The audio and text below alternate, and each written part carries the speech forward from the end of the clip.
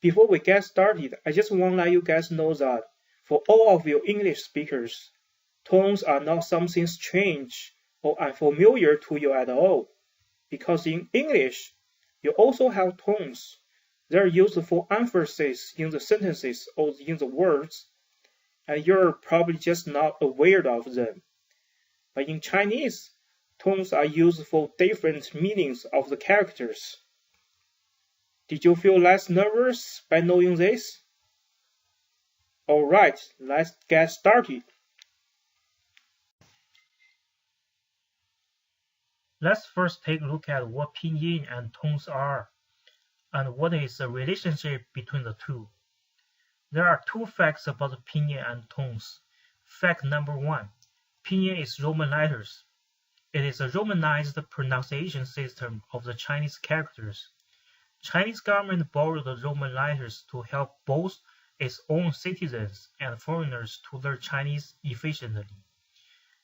Fact number two, different tones signed to the same pinyin means different words. As the example shown here, you have four exactly same pinyin ma, but each ma has a different tone mark sitting on top of the vowel, and they turn out to be four different characters, which of course has four totally different meanings. That's the reason why you need to study pinyin. So what exactly pinyin looks like? Each pinyin is a single syllable, and it consists of an initial consonant, a vowel or vowel group, and a tone mark that tells you which tone the pinyin is.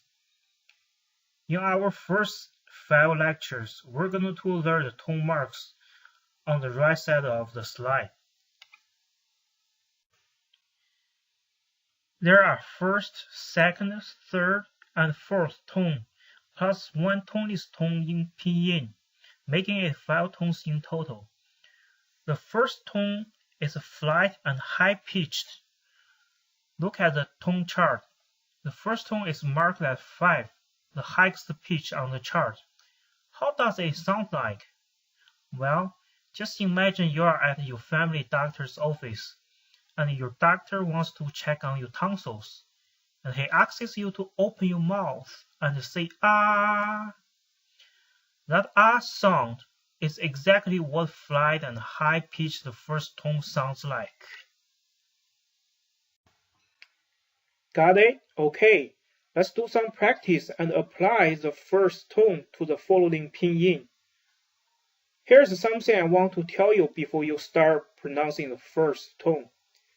Think about the ah sound you made at your doctor's office, and try to associate the ah sound with ma, ah, ma. You also need to stretch the first tone when you're pronouncing it. Can you sense the similarity in tones between ah and ma? Alright, just repeat after me.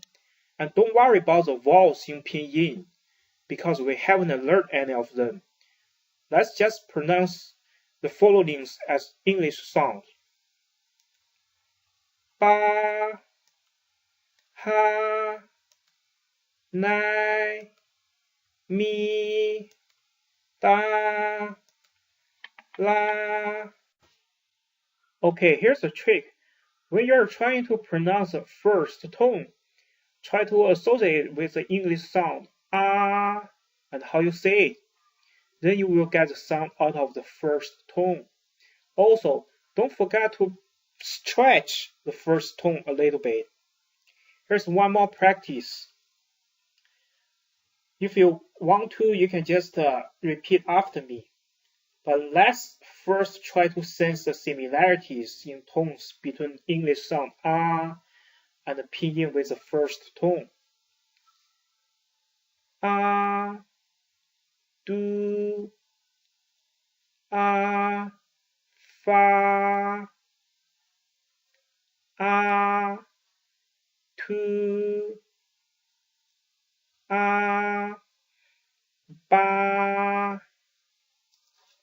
Okay, Now, let's try to associate the rest of the pinyin with ah and pronounce the pinyin only.